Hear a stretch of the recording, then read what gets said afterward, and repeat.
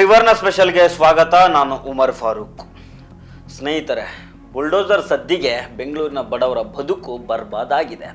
ತನಿಸಂದ್ರದ ಸಾರಾಯಿ ಪಾಳ್ಯದಲ್ಲಿರೋ ಒಂದಿಷ್ಟು ಬಡವರ ಮನೆಗಳನ್ನು ಬೆಂಗಳೂರು ಅಭಿವೃದ್ಧಿ ಪ್ರಾಧಿಕಾರ ಅಂದರೆ BDA ಬುಲ್ಡೋಸರ್ಗಳನ್ನು ಬಳಸ್ಕೊಂಡು ನೆಲ ಸಮ ಮಾಡಿದೆ. ಒಟ್ಟು 35 ಮನೆಗಳು, ಗೋದಾಮು, ಗ್ಯಾರೇಜ್ಗಳನ್ನು ತೆರವು ಮಾಡಲಾಗಿದೆ. ನಾನು ನಿನ್ನೆ ರಾತ್ರಿ ಅಲ್ಲಿ ಹೋಗಿದ್ದೆ. ನೋಡಿ, ಮೊದಲು ಒಂದು ವಿಚಾರ ಕ್ಲಿಯರ್ ಮಾಡಿಬಿಡ್ತೀನಿ ನಿಮಗೆ. ನಮಗೆ ಮಲ್ಕೊಳ್ಳೋಕ್ಕೆ ಚೆನ್ನಾಗಿರೋ ಮನೆ ಇದೆ, ಬ್ಲಾಂಕೆಟ್ಟು, ಬೆಡ್ಶೀಟು ಎಲ್ಲ ಇದೆ, ಕೈಗೆ ಗ್ಲೌಸು, ಕಾಲಿಗೆ ಸಾಕ್ಸ್ ಹಾಕ್ಕೊಂಡ್ರು ಬೆಂಗಳೂರಿನ ಚಳಿಯನ್ನು ತಡ್ಕೊಳ್ಳೋದಕ್ಕೆ ಆಗ್ತಾ ಇಲ್ಲ. ಈ ವರ್ಷ ವಿಪರೀತ ಅಂದರೆ ವಿಪರೀತ ಚಳಿ ಇದೆ. ಹೀಗಾಗಿ ರಾತ್ರಿ ಹೊತ್ತು ಹೋದರೆ ಅವರ ಪರಿಸ್ಥಿತಿ ಹೇಗಿದೆ ಅಂತ ತಿಳ್ಕೊಳ್ಳೋಕ್ಕಾಗುತ್ತೆ, ಹೇಗೆ ಬದುಕ್ತಾ ಇದ್ದಾರೆ ಅನ್ನೋ ಚಿತ್ರಣ ಸಿಗುತ್ತೆ ಅನ್ನೋ ಕಾರಣಕ್ಕೆ ರಾತ್ರಿ ಹೊತ್ತು ಹೋಗಿ ರಿಪೋರ್ಟ್ ಮಾಡ್ಕೊಂಡು ಬಂದೆ. ಅಲ್ಲಿಯ ಬಡವರ ಪರಿಸ್ಥಿತಿ ಏನಾಗಿದೆ ಅನ್ನೋದನ್ನು ಮುಂದೆ ಮಾತಾಡ್ತೀನಿ. 8ನೇ ತಾರೀಕು ಗುರುವಾರ BDA ಅಧಿಕಾರಿಗಳು ತನಿಸಂದ್ರದ ಬಡವರ ಮನೆಗಳನ್ನು ತೆರವು ಮಾಡಿದ್ದಾರೆ. ಇದು ಬೆಂಗಳೂರು ಅಭಿವೃದ್ಧಿ ಪ್ರಾಧಿಕಾರಕ್ಕೆ ಸೇರಿದ ಜಾಗ. ನೀವು ಇಲ್ಲಿ ಬಂದು ಅಕ್ರಮವಾಗಿ ಮನೆಗಳನ್ನು ಕಟ್ಕೊಂಡಿದ್ದೀರಿ ಅಂತ ಹೇಳಿಬಿಟ್ಟು ಮನೆಗಳನ್ನು ಬುಲ್ಡೋಸರ್ ಬಳಸಿ ನೆಲ ಸಮ ಮಾಡಿದ್ದಾರೆ. ಇನ್ನೊಂದು ಕಡೆ ಅಲ್ಲಿನ ನಿರಾಶ್ರಿತರ ಅಳಲು ಬೇರೆನೇ ಇದೆ. ನಾವು ದುಡ್ಡು ಕೊಟ್ಟು ಇಲ್ಲಿ ಜಾಗ ಖರೀದಿ ಮಾಡಿದ್ದೀವಿ, ಅದಕ್ಕೆ ಬೇಕಾದ ಎಲ್ಲ ಡಾಕ್ಯುಮೆಂಟ್ಸ್ ಕೂಡ ನಮ್ಮ ಬಳಿ ಇದ್ದಾವೆ. ನಾವು tax ಕಟ್ಟಿದ್ದೀವಿ, current bill, water bill ಕಟ್ಟಿದ್ದೀವಿ. ನಾವು ಇಲ್ಲಿನ ನಿವಾಸಿಗಳು ಅನ್ನೋದಕ್ಕೆ ಬೇಕಾದ ಎಲ್ಲ ದಾಖಲೆಗಳು ನಮ್ಮ ಬಳಿ ಇದ್ದಾವೆ. ಆದ್ರೂ BDA ಅಧಿಕಾರಿಗಳು ಏಕಾಏಕಿ ಬಂದು ನಮ್ಮ ಮನೆಗಳನ್ನು ನೆಲ ಸಮ ಮಾಡಿದ್ದಾರೆ. ಸ್ವಲ್ಪ ಟೈಮ್ ಕೇಳಿದ್ರು ಕೊಟ್ಟಿಲ್ಲ. ಮನೆಯಲ್ಲಿ ಅಷ್ಟು ಕೂಡಿಟ್ಟಿದ್ದ ಒಡವೆ ದುಡ್ಡು ಕೂಡ ಹೋಗಿದೆ ಅಂತ ತನಿಸಂದ್ರದ ಸಾರಾಯಿಪಾಳ್ಯ ನಿವಾಸಿಗಳು ಹೇಳ್ತಾ ಇದ್ದಾರೆ. ಹಾಗಾದ್ರೆ ಈ ಟ್ರಾಜಿಡಿಗೆ ಕಾರಣ ಏನಿರಬಹುದು? ಒಂದ್ ಕಡೆ ಇದು BDA ಜಾಗ ಅಂತೇಳಿ ಅಧಿಕಾರಿಗಳು ಬುಲ್ಡೋಸರ್ ಮಾಡಿಸಿದ್ದಾರೆ. ಇನ್ನೊಂದು ಕಡೆ ಎಲ್ಲ ರೀತಿಯ ಡಾಕ್ಯುಮೆಂಟ್ಸ್ ನಮ್ಮ ಹತ್ರ ಇದ್ದಾವೆ ಅಂತ ಅಲ್ಲಿನ ನಿರಾಶ್ರಿತರು ಡಾಕ್ಯುಮೆಂಟ್ಸ್ ತೋರಿಸಿ ಹೇಳ್ತಾ ಇದ್ದಾರೆ. ಅಷ್ಟಕ್ಕೂ ಇಲ್ಲಿ ಆಗಿರೋ ಸಮಸ್ಯೆ ಏನು? ಅಸಲಿಗೆ ಈ ಜಾಗ ಯಾರದ್ದು? ಈ ದುರಂತದಲ್ಲಿ ಸಿಕ್ಕಿ ಹಾಕಿಕೊಳ್ಳೋ ಕ್ರಿಮಿನಲ್ ಕುಳಗಳು ಯಾರ್ಯಾರು? ಇದೆಲ್ಲವನ್ನು ಈ ಎಪಿಸೋಡ್ನಲ್ಲಿ ಸ್ಟೆಪ್ ಬೈ ಸ್ಟೆಪ್ ನೋಡ್ತಾ ಹೋಗೋಣ. ಆದರೆ ಅದಕ್ಕೂ ಮೊದಲು ನೀವಿನ್ನೂ ನಮ್ಮ ಚಾನಲನ್ನು ಸಬ್ಸ್ಕ್ರೈಬ್ ಮಾಡಿಲ್ಲ ಅಂದರೆ ದಯವಿಟ್ಟು ಸಬ್ಸ್ಕ್ರೈಬ್ ಮಾಡ್ಕೊಳ್ಳಿ. ಹಾಗೆ ಈ ವಿಡಿಯೋವನ್ನು ಕಡೆ ತನಕ ಮಿಸ್ ಮಾಡದೆ ನೋಡಿ.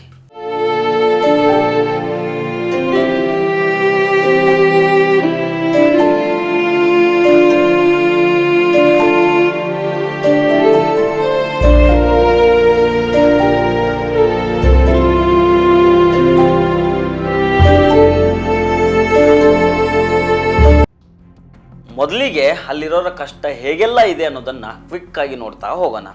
ಆಮೇಲೆ ಈ ಪರಿಸ್ಥಿತಿಗೆ ಕಾರಣ ಆದ ಕ್ರಿಮಿನಲ್ ಕುಳಗಳ ಬಗ್ಗೆ ನೋಡ್ತಾ ಹೋಗೋಣ. ನಿನ್ನೆ ಆ ಜಾಗಕ್ಕೆ ನಾನು ಹೋಗಿ ನೋಡಿದೆ. 35 ಮನೆಗಳನ್ನು ಡೆಮಾಲಿಷ್ ಮಾಡಿದ್ದಾರೆ. ಮನೆ ಕಳೆದುಕೊಂಡವರು ಅಲ್ಲಲ್ಲಿ ತಲೆ ಮೇಲೆ ಕೈ ಹೊತ್ಕೊಂಡು ಕೂತ್ಕೊಂಡಿದ್ದಾರೆ. ಮನೆ ನೆಲಸಮ ಆಗಿದೆಯಲ್ಲ, ಅದೇ ಜಾಗದಲ್ಲಿ ಬಿದ್ದಿದ್ದ ಇಟ್ಟಿಗೆಗಳ ಮೇಲೆ ಕೂತ್ಕೊಂಡಿದ್ದಾರೆ. ಅಲ್ಲಲ್ಲಿ ಬೆಂಕಿ ಹಾಕ್ಕೊಂಡು ವಯಸ್ಸಾದವರು ಚಳಿ ಕಾಯಿಸ್ತಾ ಇದ್ದಾರೆ. ಎಲ್ಲೋ ಒಂದು ಕಡೆ ಮನೆ ಸಾಮಾನುಗಳನ್ನು ಕೆಲವರು ನೋಡಿಕೊಂಡು ಆ ಕಡೆ ಈ ಕಡೆ ಓಡಾಡ್ತಾ ಇದ್ದಾರೆ. ರಾತ್ರಿ ಎಲ್ಲಿ ಮಲ್ಕೊಳ್ಬೇಕು ಅನ್ನೋದಕ್ಕೆ ಅವ್ರ ಹತ್ರ ಉತ್ತರ ಇಲ್ಲ. ಯಾರಾದರೂ ಮನುಷ್ಯತ್ವ ಇರೋರು ಊಟ ತಂದು ಕೊಟ್ಟರೆ ಅದೇ ಊಟ. ಅವ್ರ ಹತ್ರ ಅಂತೂ ಫುಡ್ ರೆಡಿ ಮಾಡ್ಕೊಳ್ಳೋದಕ್ಕೆ ಏನಂದರೆ ಏನೂ ಉಳಿದಿಲ್ಲ. ತುಂಬ ಸಂಕಟದಲ್ಲಿದ್ದಾರೆ. ಯಾರೋ ಒಬ್ಬರಿಗೆ ಮನೆ ಕೆಡೋದ ಮೇಲೆ ಹಾರ್ಟ್ ಅಟ್ಯಾಕ್ ಆಗಿದೆ. ಒಬ್ಬರು ಸ್ಟ್ರೋಕ್ ಆಗಿರೋ ವಯಸ್ಕರು ಚಳಿಲಿ ನಡುಗ್ತಾ ಇದ್ದಾರೆ. ಯಾರೋ ಒಬ್ಬ ತಾಯಿಗೆ ಒಂದು ವಿಕಲಚೇತನ ಮಗು ಇದೆ. ಅದು ಕಂಪ್ಲೀಟ್ಲಿ ಅಬ್ನಾರ್ಮಲ್ಲು. ಆ ಮಗುವನ್ನು 24/7 ನೋಡ್ಕೊಳ್ಳೋದ್ರ ಜೊತೆಗೆ ಮನೆ ಬಗ್ಗೆನೂ ಈಗ ಯೋಚನೆ ಮಾಡಬೇಕು. ಇದು ತನಿಸಂದ್ರ ನಿವಾಸಿಗಳ ಸದ್ಯದ ಪರಿಸ್ಥಿತಿ. ತುಂಬ ಕಷ್ಟ ಆಗ್ತಾ ಇದೆ. ಈ ವಿಡಿಯೋ ನೋಡ್ತಾ ಇರೋರು ಹಾಗೆ ಒಂದು ನಿಮಿಷ ಕಣ್ಮುಚ್ಕೊಂಡು ನಮಗೂ ಹಿಂಗೆ ಆಗಿದ್ದಿದ್ರೆ, ಅಂದರೆ ನಾವು ನಮ್ಮ ಮನೆಗಳನ್ನು ಕಳ್ಕೊಂಡಿದ್ರೆ ನಮ್ಮ ಪರಿಸ್ಥಿತಿ ಏನಾಗ್ತಾ ಇತ್ತು ಅಂತ ಹಾಗೆ ಒಂದೆರಡು ನಿಮಿಷ ಕಣ್ಮುಚ್ಕೊಂಡು ಇಮ್ಯಾಜಿನ್ ಮಾಡ್ಕೊಳ್ಳಿ. ಆಗ ಅವರ ಅರ್ಧದಷ್ಟಾದ್ರೂ ಸಂಕಟ ನಮಗೆ ಅರ್ಥ ಆಗ್ಬೋದು. ನಿನ್ನೆ ನಾನು ಮಾತಾಡಿಸಿದಾಗ ಒಂದಿಷ್ಟು ಜನರು ನಮ್ಮ ಜೊತೆಗೆ ತಮ್ಮ ನೋವುಗಳನ್ನು ಹೇಳ್ಕೊಂಡ್ರು. ಕೇಳಿಸ್ಕೊಂಬನ್ನಿ ಒಮ್ಮೆ ಯಾರೇನು ಹೇಳಿದ್ರು ಅಂತ. ನಮ್ಗೆ ಇನ್ಫಾರ್ಮೇಶನ್ ಇಲ್ಲ, ನೋಟಿಸ್ ಬಂದಿಲ್ಲ. ಬೆಳಗ್ಗೆ 6 ಗಂಟೆಗೆ ನಾವು ಮಲ್ಕೊಂಡೇ ಇದ್ರು. ಅವಾಗ ಬಂದು 2-3 ಪೊಲೀಸ್ ಅವರು ಬಾಗಲ್ ತೆಗ್ದಿ ಇದ್ ಮಾಡಿ, ನೀವು ಡೆಮಾಲೇಷನ್ಗೆ ಬಂದಿದ್ದೀವಿ, ನೀವು ಆಚೆ ಕಡೆ ಬನ್ನಿ ಅಂತ ಹೇಳಿದ್ರು. ನಾವು 15 ವರ್ಷದಿಂದ ಇದ್ದೀನಿ. ಅವಾಗ ನಿಮ್ಗೆ ಗೊತ್ತಿತ್ತಾ ಈ ಜಾಗ ನಮ್ದೆ ಅಂತ? ನಿಮ್ದೆ ಅಂತ ಇದ್ದಿತ್ತು? ಹೌದು, ಅಗ್ರಿಮೆಂಟ್ ಪೇಪರ್ ಎಲ್ಲ ಪ್ರೂಫ್ ಎಲ್ಲ ಐತೆ. ನಾನ್ ಪರ್ಚೇಸ್ ಮಾಡಿರೋದು ಇದು 3 ತಿಂಗಳು ಮಾತ್ರ ಆಗಿದೆ. 3 ತಿಂಗಳು ಮಾತ್ರ ಆಗಿದೆ ನಾನು ಪರ್ಚೇಸ್ ಮಾಡಿ. 3 ತಿಂಗಳು ಮುಂಚೆ ನಾನು ಪರ್ಚೇಸ್ ಮಾಡ್ಬೇಕಾದ್ರೆ 45 lakhsಗೆ ಪರ್ಚೇಸ್ ಮಾಡಿದೀನಿ ಇದು ಲ್ಯಾಂಡ್ ಬಂದು. ಅವಾಗ ಬಂದು ನಾನು ಗೌರ್ಮೆಂಟ್ ಏನ್ ಕಟ್ಟಬೇಕು, ಅದೆಲ್ಲ ಕಟ್ಟಿದೀನಿ. 3,90,000 ನಾನು ಕಟ್ಟಿದೀನಿ ಗೌರ್ಮೆಂಟ್ಗೆ. ನನ್ನ ಮನೆಗೆ ಬಂದಾಗ ನಾನು ಹೇಳ್ದೆ, ನನ್ನ ಮನೆ ಮುಟ್ಟಿದ್ರೆ ನಾನು ಏನಾದ್ರೂ ಒಂದು ನಮ್ಮ ಮನೆ ಫ್ಯಾಮಿಲಿ ನಾವು ರೋಡಲ್ಲಿ ಬಂದು ಸಾಯೋಕ್ ಮುಂಚೆ ಮನೆಯಲ್ಲೇ ಸಾಯ್ತೀವಿ ನಾವು. ಮಣಿಪುರಮಲ್ಲಿ ಗೋಲ್ಡ್ ಇಕ್ಕಿದೀನಿ. ನನ್ನ ಮಗಳು ಮದುವೆಗೆ ಇಕ್ಕಿದ್ ಗೋಲ್ಡ್ನ ಮಣಿಪುರಲ್ಲಿ ಇಕ್ಬಿಟ್ಟು ಮಣಿಪುರಂ ಗೋಲ್ಡ್ ಅಲ್ಲಿ ನಾನು ಸಾಲ ಮಾಡಿ ತಗೊಂಡಿರೋದು ಇದು. ಅಲ್ಲೇ ಕೊಡ್ತಾರೆ ಇಲ್ಲಿ ಮಸೀದಿ ಅವರು. ರಾತ್ರಿ ಮಲ್ಕೊಳ್ಳೋದು ಇಲ್ಲಿ ಮಲ್ಕೊಂತ ಇದ್ವಿ ಸಾಮಾನ್ಯ ಇರೋದು. ಊಟ ಕೊಡ್ತಾರೆ, ಇಲ್ಲಿ ಬಂದು ಮಲ್ಕೊಳ್ಳೋದು. ಹ್ಯಾಂಡಿಕ್ಯಾಪ್ ಪಾಪದು ನಡಲ್ಲ ಫಿಕ್ಸ್ ಬಂದ ಆ ತರ ಆಗಿಬಿಟ್ಟಿದ್ದು. ಮಗು ಹೆಸರೇನು? ಪವಿತ್ರ. ಮಗು ಹೆಸರು ಪವಿತ್ರ. ಎಲ್ಲ ಬಿಡಿಯವ್ರಿಗೂ ನಾವು ಕಾಸು ಕೊಟ್ಟಿದ್ವಿ ಫಸ್ಟ್ ಮೂರ್ ಸತಿ ಕೊಟ್ಟಿದ್ವಿ. ಎಷ್ಟೆಷ್ಟು ಕೊಟ್ರಿ? ಒಂದ್ ಸತಿ 2 ಲಕ್ಷ, ಒಂದ್ ಸತಿ 3 ಸತಿ ಕೊಟ್ಟಿದ್ವಿ. ಅದು ಯಾರಿಗೆ ಕೊಟ್ಟಿದ್ರು ಅವ್ರ ಹೆಸರು? ನಮ್ಮ ಓನರು ಯಾರು ಅವರು? ಮುರುಘ. ನಮ್ಮ ಯಜಮಾನ್ರಿಗೆ ಹೋಗಾರ ಸತ್ತೋಗ್ತಾರ. ಈ ಕಡೆ ಸತ್ತೋಗ್ಯಾರ. ನಾನು ನಮ್ಮ ಮಕ್ಳು 30 ಇರ್ತೀವಿ. ನಮಗೆ ಯಾರು ಇಲ್ಲ ನಮಗೆ ಸಪೋರ್ಟ್ ಮಾಡೋದು ಯಾರು ಇಲ್ಲ. ನಾವು ಅವರು ಮರಿ ನಾವು ಎಲ್ಲಿ ಹೋಗಿ ಇವರು ಮುಸ್ಲಿಮ್ಕಾರು ಊಟ ಕೊಟ್ಟಿಲ್ಲ ನಮಗೆ ದೇವರನ್ನೇ ಗೊತ್ತು. ಹಂಗ ಇರ್ತೀವಿ ನಾವು. ಅಷ್ಟು ಪಡ್ಕೊಳ್ತೀವಿ ಸರ್. ನಾವು ಇದು ಮಳೆಲೆ ಚಳಿಲೆ ಮಣ್ಕೊಂಡಿರ್ತೀವಿ ನಾವು. ಯಾರು ನಮ್ಗೆ ಸಪೋರ್ಟ್ ಮಾಡಕ್ ಯಾರಿಲ್ಲ ಸರ್. ನಮ್ದು ಕಾಸು ಅಂಟೈತು ಸರ್. ನಾ ಇಟ್ಕೊಳ್ತೀನಿ ಬಿಡಿ.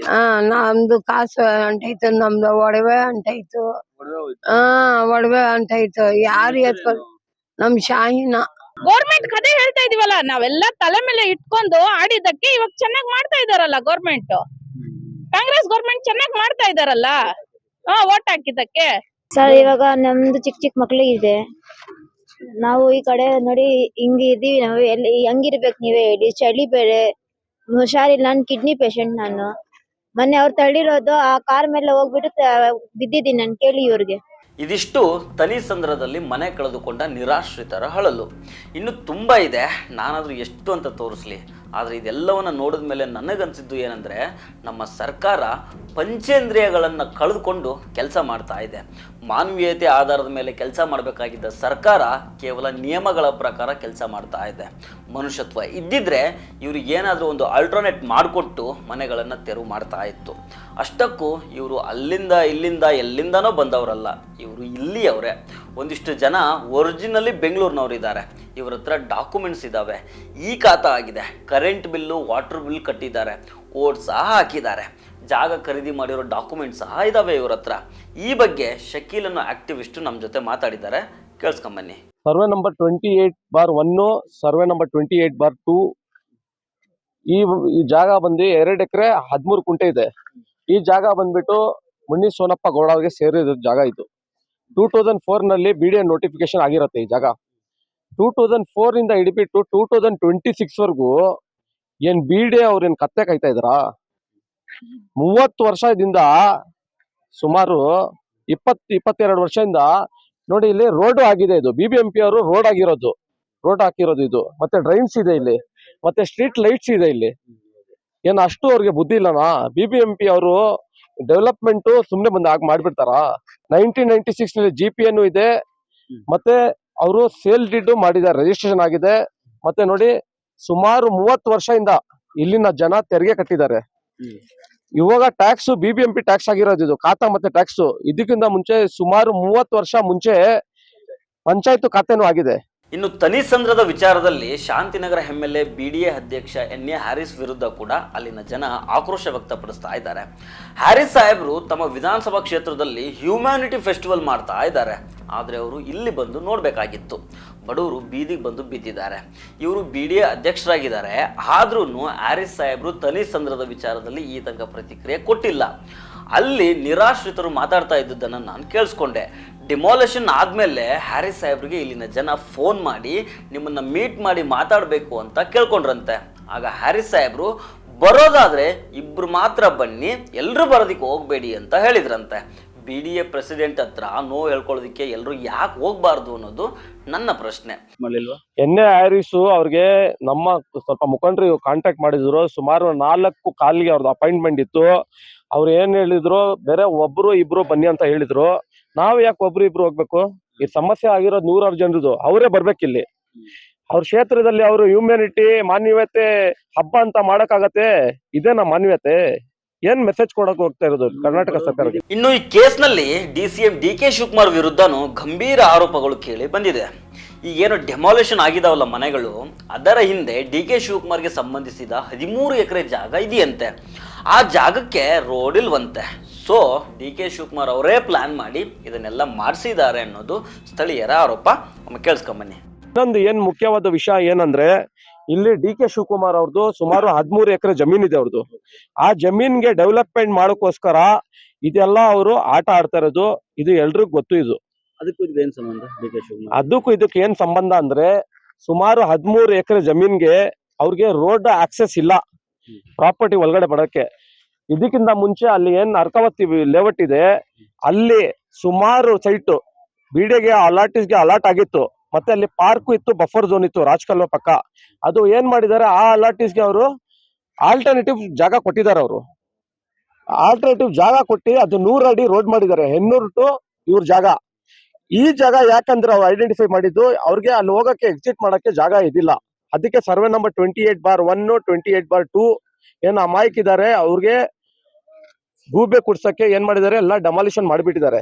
ಅವ್ರ ಜಾಗ ಏನಾಗಿದೆ ಅಂದ್ರೆ, ಮುಂದೆ 200 ಅಡಿ ಬ್ರಾಡ್ ಇದೆ, ಸೆಂಟರ್ ನಲ್ಲಿ 300 ಅಡಿ ಇದೆ. ಬರ್ತಾ ಬರ್ತಾ ಏನಾಗಿದೆ ಅಂದ್ರೆ, ಈ ಸ್ಟ್ರೈಟ್ 40 ಅಡಿ 50 ಅಡಿ ಆಗ್ಬಿಟ್ಟಿದೆ. ಅವ್ರು ಏನ್ ಮಾಡ್ಬೇಕು, ಅದು ಸ್ಕ್ವೇರ್ ಆಗಿ ಮಾಡ್ಬೇಕು. ನಿಮ್ಗೆ ಗೊತ್ತಿರ್ಬೋದು, ಶೋಭಾನಲ್ಲಿ 50% ಶೇರ್ ಹೋಲ್ಡರ್ ಯಾರಂದ್ರೆ DK Shivakumar, deputy chief minister. Finally ಈ ಟ್ರಾಜಿಡಿಗೆ ಎಲ್ಲಾ ರೀತಿಯಲ್ಲಿ ಕಾರಣ ಆಗಿದ್ದು ಮುನಿಸ್ವಾಮಿ ಗೌಡ ಅನ್ನೋ ವ್ಯಕ್ತಿ ಅಂತ ನಿರಾಶ್ರಿತರು ಹೇಳ್ತಾ ಇದ್ದಾರೆ. ಇಲ್ಲಿ ಏನಾಗಿದೆ ಅಂದ್ರೆ, ಮುನಿಸ್ವಾಮಿ ಗೌಡ ಅನ್ನೋ ವ್ಯಕ್ತಿ ಈ ಭಾಗದಲ್ಲಿ ದೊಡ್ಡ ಲ್ಯಾಂಡ್ ಲಾರ್ಡ್. ಅವನು ಆತ ಏನ್ ಮಾಡಿದ್ದಾನಂತಂದ್ರೆ, ತನ್ನ ಜಮೀನುಗಳನ್ನ ಲೇಔಟ್ ಮಾಡಿ ಆ ಸೈಟ್ಗಳನ್ನ ಈ ಜನರಿಗೆ ಮಾರ್ಬಿಟ್ಟಿದ್ದಾನೆ. ಆಮೇಲೆ BDAಗೆ ಹೋಗಿ ಅಲ್ಲಿನ ಅಧಿಕಾರಿಗಳ ಜೊತೆಗೆ ಸೆಟ್ಟಿಂಗ್ ಮಾಡಿಕೊಂಡು BDAಗೂ ಮಾರಿದ್ದಾನೆ. ಅಂದ್ರೆ ಮುನಿಸ್ವಾಮಿ ಗೌಡ ಅನ್ನೋ ವ್ಯಕ್ತಿ ಈ ಜನರಿಗೆ ಸೈಟ್ಗಳನ್ನ ಮಾರಾಟ ಮಾಡಿ ದುಡ್ಡು ತೆಗೆದುಕೊಂಡಿದ್ದಾನೆ. ಅದೇ ಹೊತ್ತಲ್ಲಿ BDAಗೂ ಸೈಟ್ ಮಾರಾಟ ಮಾಡಿ ಅಲ್ಲಿಂದನೂ ಪರಿಹಾರ ಪಡ್ಕೊಂಡಿದ್ದಾನೆ. ಈ ಬಗ್ಗೆ ಅವರೇ ಮಾಹಿತಿ ಕೊಡ್ತಾರೆ, ಅಂದ್ರೆ ಆಕ್ಟಿವಿಸ್ಟ್ ಶಕೀಲ್ ಅವರು ಮಾಹಿತಿ ಕೊಡ್ತಾರೆ, ಕಳ್ಸ್ಕೊಳ್ಳಿ. ಮುನಿಸೋನಪ್ಪ ಗೌಡ ಇಲ್ಲಿಂದ ಲ್ಯಾಂಡ್ ಲಾರ್ಡ್. ಅವರು 2 ಎಕರೆ 13 ಗುಂಟೆ ಅವ್ರಿಗೆ ಸೇರಿರೋದು ಇದು ಜಾಗ. ಮಾರಾಟ ಮಾಡಿದ್ರು. 1996 ನಲ್ಲಿ GPN ಇದೆ. ಮತ್ತೆ ಅವರು ಸೇಲ್ ಡಿಡ್ ಮಾಡಿದ್ದಾರೆ, ರಿಜಿಸ್ಟ್ರೇಷನ್ ಆಗಿದೆ. ಮತ್ತೆ ನೋಡಿ, ಸುಮಾರು 30 ವರ್ಷದಿಂದ ಇಲ್ಲಿನ ಜನ ತೆರಿಗೆ ಕಟ್ಟಿದ್ದಾರೆ. ಮತ್ತೆ ಇನ್ನೊಂದು ಏನ್ ಬೇಜಾರವಾದ ಸಂಗತಿ ಏನಂದ್ರೆ, ಇಲ್ಲಿನ ಏನ್ ಸಬ್ ರಿಜಿಸ್ಟ್ರಿ ಇದಾರೆ, ಅವ್ರು ನಾಚಿಕೆ ಆಗ್ಬೇಕು ಅವ್ರಿಗೆ. ಯಾಕಂದ್ರೆ ಈ ಸರ್ವೆ ನಂಬರ್ 28/1 28/2 ನೋಟಿಫಿಕೇಶನ್ ಅಲ್ಲಿ ಇದೆ, ಮತ್ತೆ ಕೇಸ್ ನಡೀತಾ ಇದೆ ಅಂತ ಗೊತ್ತಿದ್ರು ಸಹ ಅವರು ಬಡವರಿಗೆ ಮೋಸ ಮಾಡಿದ್ದಾರೆ. ರೀಸೆಂಟ್ಲಿ ಒಂದೊಂದ್ ಸೈಡ್ಗೆ 3.5 ಲಕ್ಷ 4 ಲಕ್ಷ ರೂಪಾಯಿ ಅವರು ಸ್ಟಾಂಪ್ ಡ್ಯೂಟಿ ಅಮೌಂಟ್ ತಗೊಂಡಿದ್ದಾರೆ. ಬೇರೆ ಗೌರ್ಮೆಂಟ್ ಗೆ ಬೆನಿಫಿಟ್ ಮಾಡ್ತಾ ಇರೋದು, ಬಡವರಿಗೆ ರೋಡ್ ತಗೊಂಡ್ ಆಗ್ತಾ ಇರೋದು ಇವರು. ಇದು ಏನಾಗಿದೆ ಅಂದ್ರೆ, ಇವರು ಇಲ್ಲಿ ಮುನ್ಸೋನಗೌಡದ್ದು ತಪ್ಪಾಗಿದೆ. ಇವ್ರಿಗೂ ಮಾರಿದ್ದಾರೆ ಬಡವ್ರಿಗೆ. ಮತ್ತೆ ಏನ್ ಮಾಡಿದಾನೆ ಅಪ್ಪ, ಹೋಗ್ಬಿಟ್ಟು BD ಹತ್ರನು ಡೀಲ್ ಆಗ್ಬಿಟ್ಟವನೆ. 40-60 ರೇಷಿಯೋನಲ್ಲಿ ಡೀಲ್ ಆಗಿದೆ, ಅವಾರ್ಡ್ ತಗೊಂಡಿದ್ದಾನೆ. ಇವಾಗ ನಮ್ ಏನ್ ಆಗ್ರಹ ಅಂದ್ರೆ, ನೋಡಿ ಇಲ್ಲಿನ ಈ BDA ಚೇರ್ಮನ್ ಇದಾರಲ್ವಾ, NA ಹ್ಯಾರಿಸ್ ಅಂತ, ಅವರು ನೀವು ನೋಡಿರ್ಬೋದು ಆಸ್ಟಿನ್ ಟೌನ್ ನಲ್ಲಿ ಅವ್ರ ಕ್ಷೇತ್ರದಲ್ಲಿ ಮಾನವೀಯತೆ ಹಬ್ಬ, ಹ್ಯೂಮ್ಯಾನಿಟಿ ಫೆಸ್ಟಿವಲ್ ಅಂತ ಆಚಾರ ಮಾಡ್ತಾ ನಾಚಿಕೆ ಆಗ್ಬೇಕು ಅವ್ರಿಗೆ. ಅಲ್ಲಿ ಒಂದು ಹ್ಯೂಮ್ಯಾನಿಟಿ ಮೆಸೇಜ್ ಕೊಟ್ಟಿ ಇಲ್ಲಿ ಏನು ಜನರದ್ದು ಮನೆ ಧ್ವಂಸ ಮಾಡಿಬಿಟ್ಟು ಇದೇನ ಮೆಸೇಜ್ ಕೊಡ್ತಾ ಇರೋದು, ಅದು ನಾಚಿಕೆ ಆಗ್ಬೇಕು ಅವ್ರಿಗೆ. ಇಲ್ಲಿವರೆಗೂ NA ಹ್ಯಾರಿಸ್ ಅವ್ರು ಬರ್ಬೇಕಾಗಿತ್ತು, ಇನ್ನೋವರೆಗೂ ಬಂದಿಲ್ಲ. ಇದಿಷ್ಟು ರಾದ್ದಂತ ಆಗಿರೋದು ಯಾರೋ ಲ್ಯಾಂಡ್ ಲಾರ್ಡು, ಅವ್ರು ಯಾರೋ ಭ್ರಷ್ಟ ಅಧಿಕಾರಿಗಳು, ಅವರಿಗೆ ಶ್ರೀರಕ್ಷೆಯೋ ಅಥವಾ ಸ್ವಹಿತಾಸಕ್ತಿಯೋ ಈ ರಾಜಕಾರಣಿಗಳ ಊಸರವಳ್ಳಿ ಆಟಗಳು. ಇದೆಲ್ಲದರ ಪರಿಣಾಮ ಇವತ್ತು ಬಡವರು ಬೀದಿಗೆ ಬಂದು ಬಿದ್ದಿದ್ದಾರೆ. ನಾನು ಕೋಗಿಲು ಲೇಔಟ್ ವಿಚಾರದಲ್ಲಿ ಒಂದು ವಿಚಾರವನ್ನು ಬ್ರೇಕ್ ಮಾಡಿದ್ದೆ. ಎಲ್ಲರೂ ಮನೆಗಳನ್ನು ಧ್ವಂಸ ಮಾಡ್ತಿರೋದ್ರ ಬಗ್ಗೆ ಮಾತಾಡ್ತಾ ಇದ್ದಾಗ ನಾನು ಅಲ್ಲಿ ವಸೀಮ್ ಅನ್ನೋ ವ್ಯಕ್ತಿ ಆ ಬಡವರಿಗೆ ಮೋಸ ಮಾಡಿದ್ದರ ಬಗ್ಗೆ ಅವತ್ತೇ ಪ್ರಸ್ತಾಪ ಮಾಡಿದ್ದೆ. ಈಗ ಆತ ಅರೆಸ್ಟ್ ಕೂಡ ಆಗಿದ್ದಾನೆ. ಈಗ ಈ ತನಿಸಂದ್ರದ ವಿಚಾರದಲ್ಲೂ ಕೂಡ ಒಂದು ವಿಚಾರವನ್ನು ನಾನು ಇಲ್ಲಿ ಮೊದಲು ಬ್ರೇಕ್ ಮಾಡ್ತಾ ಇದ್ದೀನಿ. ಇಲ್ಲಿ ಮುನಿಸ್ವಾಮಿ ಗೌಡ ಅನ್ನೋ ಲ್ಯಾಂಡ್ ಲಾರ್ಡ್ದು ಡಬಲ್ ಗೇಮ್ ಎತ್ಕಾಂತ ಇದೆ. ಇಲ್ಲೂ ದುಡ್ಡು ಅಲ್ಲೂ ದುಡ್ಡು ಅಂತ ಆ ಯಪ್ಪ ಎರಡೂ ಕಡೆ ವಸೂಲಿ ಮಾಡಿದ್ದಾನೆ.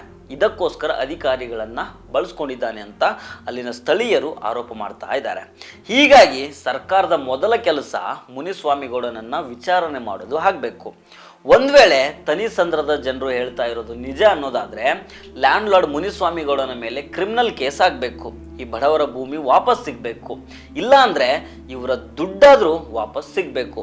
ಇನ್ನು ಕೊನೆಗೆ ನಾನು ಹೇಳೋದು ಒಂದೇ ಒಂದು ವಿಚಾರ ಇದೆ. ಕೋಗಿಲು ಲೇಔಟ್ನಲ್ಲಿ ಬುಲ್ಡೋಸ್ ಆದಾಗ ಕೇರಳ CM ಟ್ವೀಟ್ ಮಾಡಿದ್ರು ಅನ್ನೋ ಕಾರಣಕ್ಕೆ ಅದು ಇಂಟರ್ನ್ಯಾಷನಲ್ ನ್ಯೂಸ್ ಆಯಿತು. ತುಂಬ ಜನ ರಾಜಕಾರಣಿಗಳು ಭೇಟಿ ಮಾಡಿದರು. ಆದರೆ ಈ ತನಿಸಂದ್ರಕ್ಕೆ ನೀವು ಸತ್ತಿದ್ದೀರಾ ಬದುಕಿದ್ದೀರಾ ಅಂತ ಕೇಳೋದಿಕ್ಕೂ ಒಬ್ಬ ರಾಜಕಾರಣಿ ಬಂದಿಲ್ಲ.